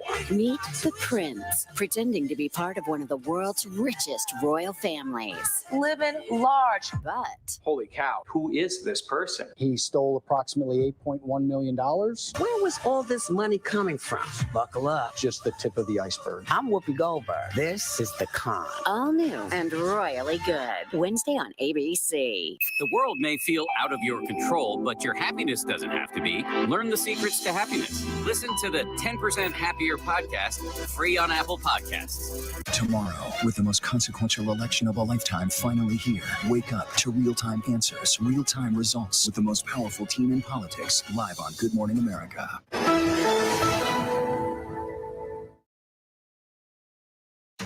Live from ABC News election headquarters in New York City, here again, George Stephanopoulos. It is 10:30 in the East. Polls have closed in 44 states, and it is a close race so far. Joe Biden has won 10 states, 93 electoral votes. Donald Trump has won 12 states, 83 electoral votes. Not a surprise yet. Right now, that is a rerun of the 2016 map. We can add 2 more states right now, though. Joe Biden's going to win the state of New Hampshire, and it's 4 electoral votes. Donald Trump had fought pretty hard. They thought that was one of those states they might be able to take back in 2020, but it was not to be. Joe Biden will win the state of New Hampshire, and it's 4 electoral votes. But Donald Trump will hold on to Louisiana, and it's 8 electoral votes. No surprise there. Blue state stays blue, red state stays red. So let's take another look at those key states up in the northern tier of the country: Michigan, Wisconsin, and Pennsylvania, the so-called blue wall. Right now, that's where things stand. Michigan with 33% of the vote in, Donald Trump has a lead. Wisconsin, 35% of the vote in, Donald Trump has a lead. Pennsylvania, 31% of the vote in, Donald Trump has a lead. John Carl, the question there is that a red mirage or is something different happening here? I mean, in all of these states, first of all, they're going to take time to get final results. All of these states are states that do not process mail-in vote as it comes in, which is the opposite of what we see in Arizona, the opposite of what we see in Florida. So we always knew there was going to be a bit of a red mirage factor here. As they open up those ballots, as they process that, those are going to be more Democratic votes. Those numbers will change. The question is, how much will they change? Okay, that's an important point right there. I want to come to Pennsylvania in a minute, but right now we're just getting some results in from the state of Nebraska. And Donald Trump has won not all of the votes yet in the state of Nebraska, but he has won 3 of the 5 votes in the state of Nebraska. That's the overall state vote. In Nebraska, one of those states that splits their electoral votes also among congressional districts. Tom Yamas, why don't you explain that? Yeah, okay, so let's take a look at Nebraska right now and follow along with us because it gets a little complicated. As George mentioned, Nebraska splits its electoral votes. Here's the beautiful state of Nebraska right here. We're going to show you 2 counties right here. This is Sarpy, a conservative county that makes up the 2nd congressional district. Donald Trump should be on top right now, and he's not. He won this county 4 years ago, and that's good news for Joe Biden because just above this is Douglas County, and it's like the numbers are reversed here, George. Hillary Clinton won this 4 years ago. This is Omaha right here, right? And Democrats usually always win this area, even though Trump pulled off the win in the congressional district 4 years ago. It was because of that other county. The numbers are inverted right now, still very, very close here. To give you an idea of the size of this county, it's essentially like this. It is minuscule. But if the race were to come down, and I don't want to say it, but you know what it is. If it were to come down to 269, whoever won that one county, that tiny little county, Nebraska, those would be the most important Americans right now on the planet. That turns it into a 270, 268. We also have. Something I want to say to them right now. I can't believe you already have their number. Hello? Can you hear me there? I don't. You should have their number. That's malpractice, bro. I have their emails. We do have another state to call right now. The state of Utah is going to go to Donald Trump. Again, not much of a surprise right there. Donald Trump is going to win the state of Utah, and it's 6 electoral votes. Even though that's the home of Mitt Romney, of course, is the only Republican senator who voted to convict Donald Trump in the impeachment trial. Let's go back now to the state of Pennsylvania. David Muir, you had some exit polls from Pennsylvania. Yeah, it's really interesting. This is just to pick up what John Carl was saying, is that these blue wall states are going to take days possibly for us to find out who actually won of these states. The Secretary of State in Pennsylvania warned us in the last couple of days that it could take till the end of the week until we know Pennsylvania. But there are some numbers here that I would think the Biden campaign would be very happy with. When you take a look at suburban voters in Pennsylvania, Donald Trump with a small edge there, according to the exit polls, 2 points ahead of Biden. But when you remember that he was 8 points ahead in the final tally over Hillary Clinton, 2 points is an improvement for Joe Biden. And you can see where he got the improvement from. When you break it down, Donald Trump still has overwhelmingly done well with men in the suburbs. But look at this among women. This is where the gender gap presents itself. In Pennsylvania, at least, we've seen this in other states too, coming in 53% of suburban women going with Joe Biden. One other thing here that was really interesting is the independent vote coming in from Pennsylvania. According to the exit polls, obviously, and these are all still preliminary, 53% of independents are going with Joe Biden. That's a flip from 4 years ago. 4 years ago, Donald Trump won independents in Pennsylvania, 48-41. Now Biden ahead by, what is that, almost 10 points in Pennsylvania. According to the exit polls, we'll see if it holds up as the real results come in right now. We want to take another look at the state of Minnesota as well. Again, that was a state that President Trump had hoped he might be able to flip, like the state of New Hampshire. Right now, 36% of the expected vote is in, and it appears that Joe Biden has a big lead. Let's go back to Alex Perez in Minnesota. Yeah, George, and what we're seeing is that Joe Biden has a huge lead in Hennepin County, the most populous county here in Minnesota. We're seeing 93% of the vote coming in from Hennepin County, about 70% of that vote right now going to Joe Biden.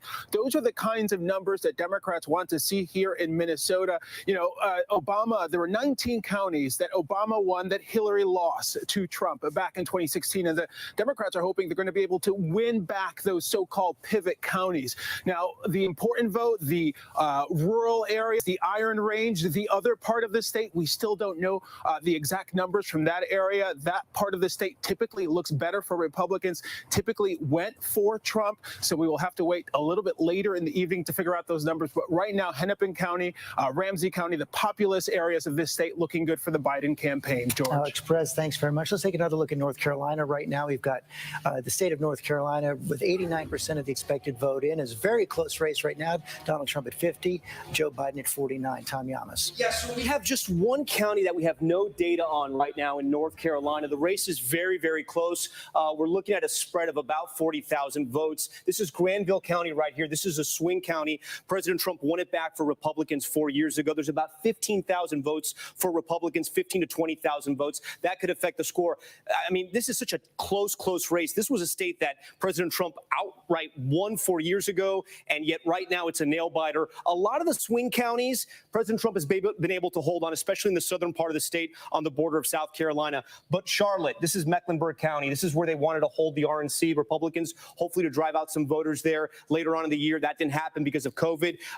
Joe Biden's doing exactly what he has to do here. He's driving up the votes. So to win in North Carolina for Joe Biden, he's going to have to do that there and in Wake County as well. We're still waiting for some of the vote in there, but you can see Joe Biden is building on that Hillary Clinton lead in those counties. If he can keep doing that, there might still be enough vote out there, but President Trump right now on top with about 40,000 votes. Byron Pitts, what are you hearing in Raleigh? Well, George, I can tell you that at this point, the Democrats in the state are getting nervous. The expectation was that they knew they would have an early lead, but they thought it would be big enough that they could hold off a Republican surge.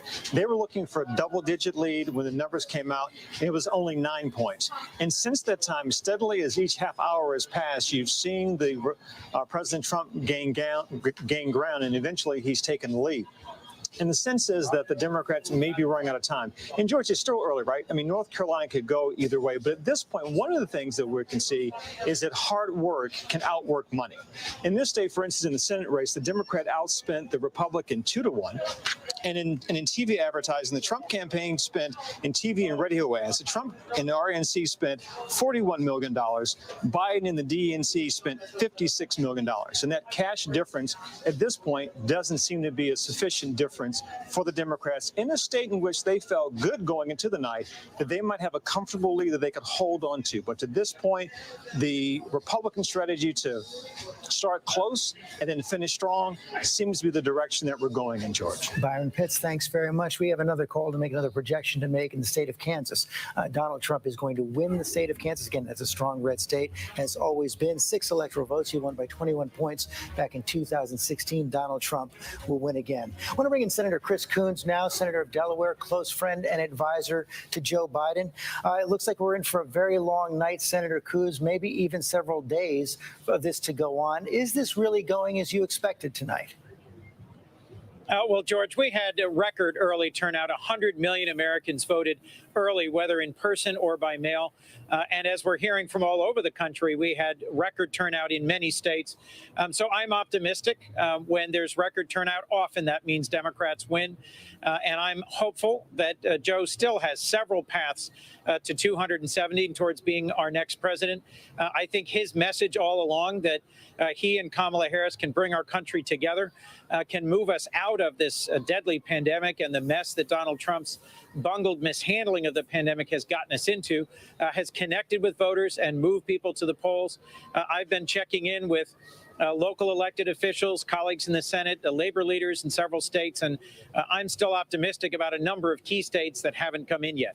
But so, I mean, let's talk about that a little bit more. You say he still has several paths. It looks like Donald Trump, we have not projected yet, but is on track in Florida towards a win. That was a must win for him. Are we really heading back to the point where Joe Biden has to win all those 3 key blue wall states, Michigan, Wisconsin, and Pennsylvania, still holding out hope also in Arizona?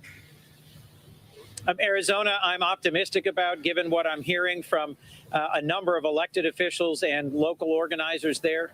And I think that means there's several different paths. It doesn't all come down to Pennsylvania.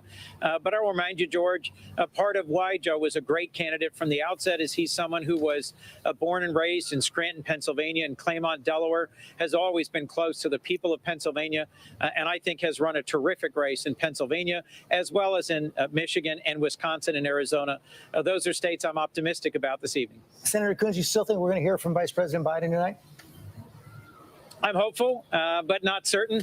You know, I think we need to remember that elections aren't called on election night.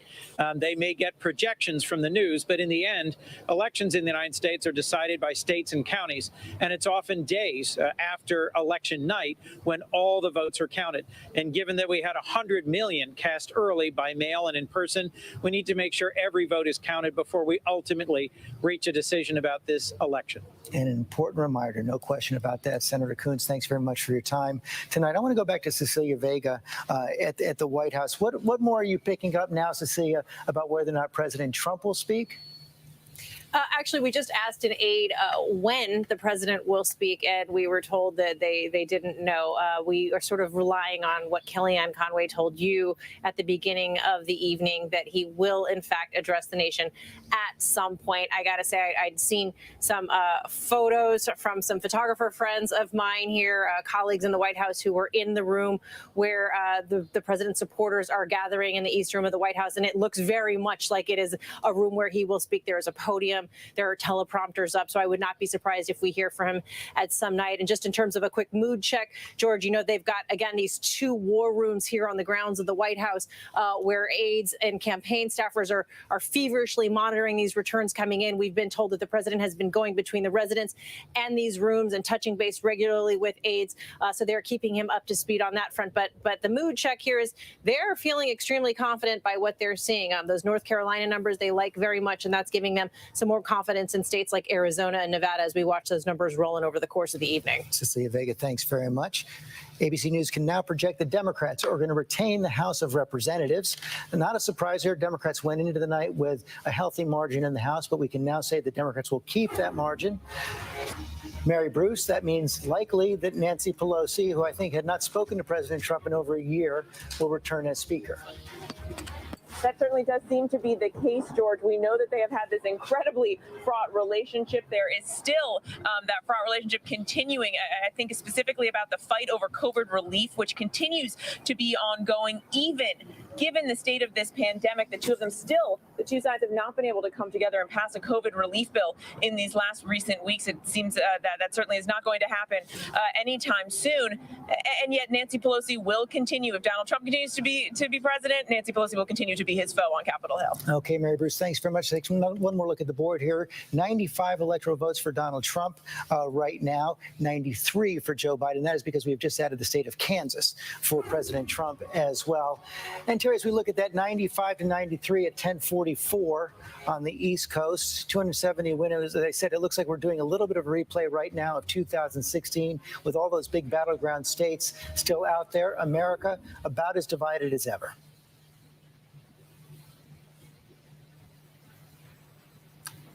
Terry Moran? Yes, I'm sorry, George, I was looking at something else. But it does look that way, and it looks like it comes as a surprise to Democrats who thought they had the wind in their sails. But it turns out, I think one of the reasons the polls have been so battered is that Donald Trump represents a realignment. The pollsters don't understand a post-Donald Trump America, it seems to me. He wasn't a Republican, he was a nationalist. And that is something that this country hasn't seen.